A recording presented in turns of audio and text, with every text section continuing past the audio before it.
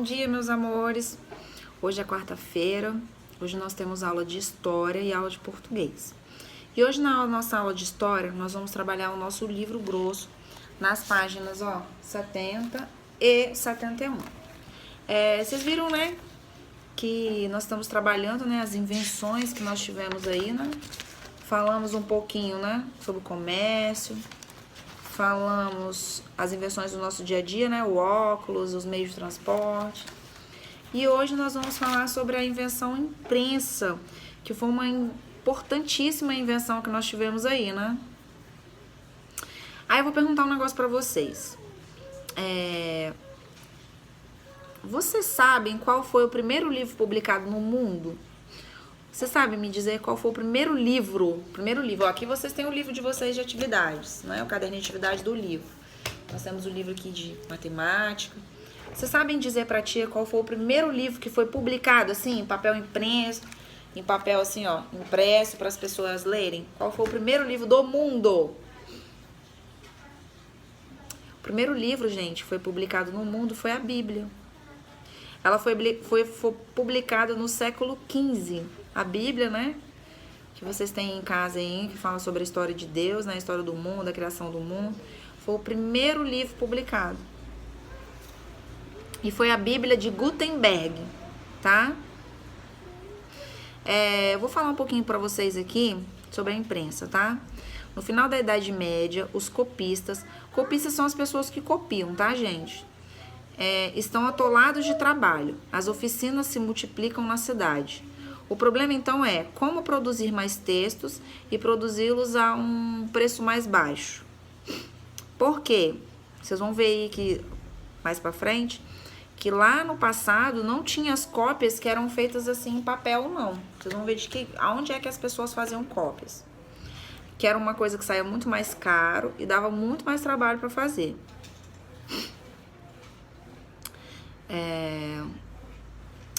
Quando Gutenberg fabrica seus primeiros exemplares impressos, talvez nem suspeite que está iniciando uma verdadeira revolução. Então, antes nós tínhamos as cópias que não eram em papel impresso. Quando a gente fala em invenção da imprensa, é isso. Não era em papel, assim, impresso no papel, igual vocês estão vendo aqui, o livrinho do caderninho de atividades. E aí foi a primeira revolução.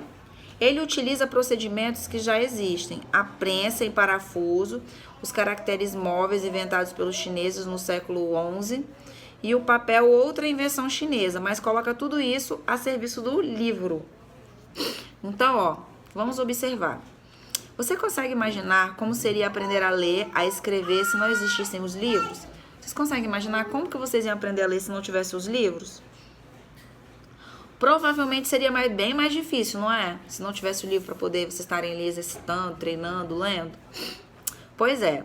Antigamente, antes da invenção da imprensa, havia um profissional chamado copista, que copiava cada um dos livros à mão. A imprensa tornou possível a reprodução de livros de forma mecanizada. Então, antes, quando as pessoas iam fazer um livro, era tudo à mão, tá? Eu tenho que fazer 10 livros iguais. O copista, ele fazia esses 10 livros à mão, ele mesmo lá que ia escrevendo. E o copista é mais uma profissão que acabou, que ficou lá no passado. Com a tecnologia, acabou.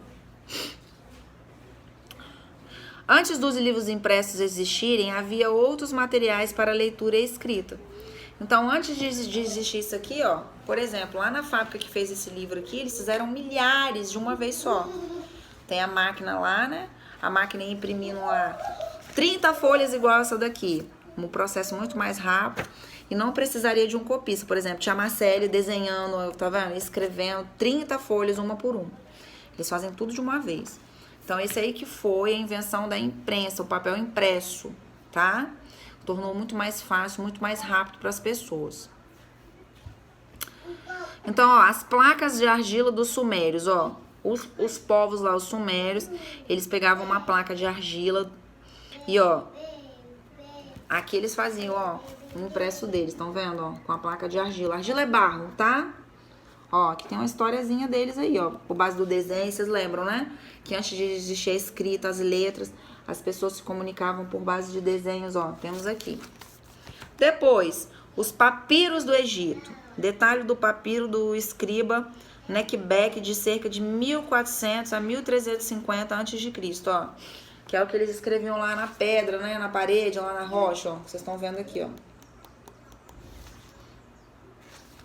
Estão vendo?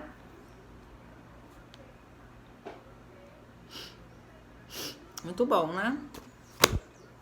A Marcele vai mostrar aqui pra vocês uma figura depois no mapa mundi. E ela vai mostrar, vai tentar mostrar pra vocês aonde que tá aí, ó, o Egito, tá? Vou mostrar no mapa mundi pra vocês. A seda e o papel usado pelos chineses. Aí aqui, ó, aquele papel seda, aquele papel fininho, que geralmente vem na caixa de sapato quando vocês compram um tênis. Nessa, ó, aqui, ó, os chineses já usavam, ó, papel seda pra poder imprimir, pra imprimir, né, pra ser impresso o que eles queriam, ó. Tudo mudou quando um alemão chamado Johannes Gutenberg inventou no século XV um equipamento de tipos letras móveis.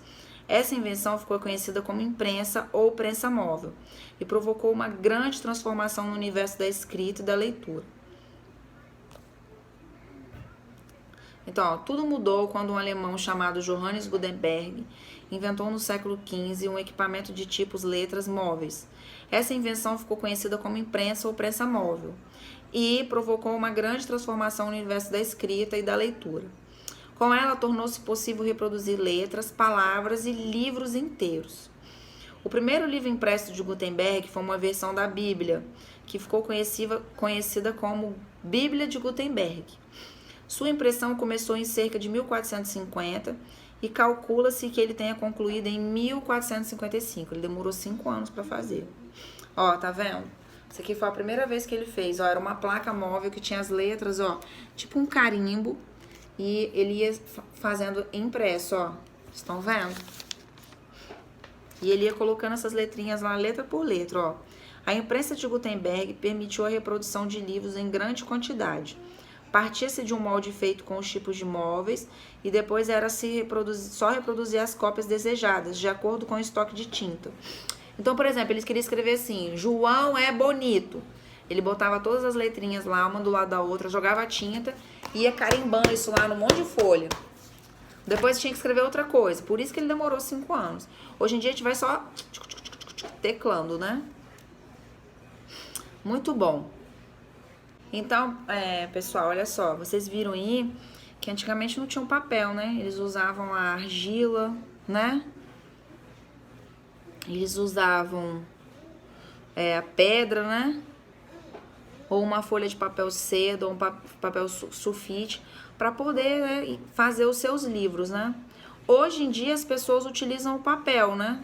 Que é o local onde que a gente usa para escrever.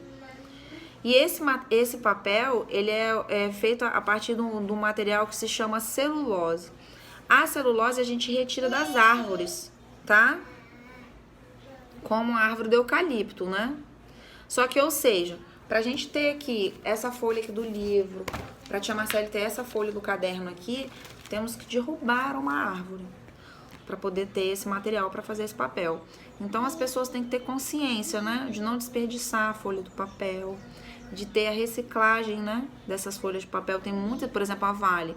A Vale é uma empresa que os filhos dos seus funcionários têm, ou pelo menos tinha, não sei se hoje em dia tem ainda, se eu estiver errado alguém me corrige. Tem os seus livros, tem cadernos que eles entregam que é feito com papel reciclável ou de papel de árvore de reflorestamento. O que é uma árvore de reflorestamento, tia Marcele? Eles vão cortar aqui desse terreno aqui 10 árvores e vão fazer os cadernos. Depois eles vão plantar 10 mudinhas novamente, para daqui a alguns anos ter outras árvores de novo. Então, corta a árvore e planta de novo. Porque a gente tem que pensar no futuro, né? E nós que utilizamos as folhas, tem que aproveitar bem essas folhas, né? Até pela questão do lixo, né? Vocês veem aí, tia Marcele tem hora aqui que ela vai colocar a página do livro pra vocês. Já é uma folha, ó, tá escrita igual essa daqui, mas ela utiliza depois pra anotar alguma coisa aqui.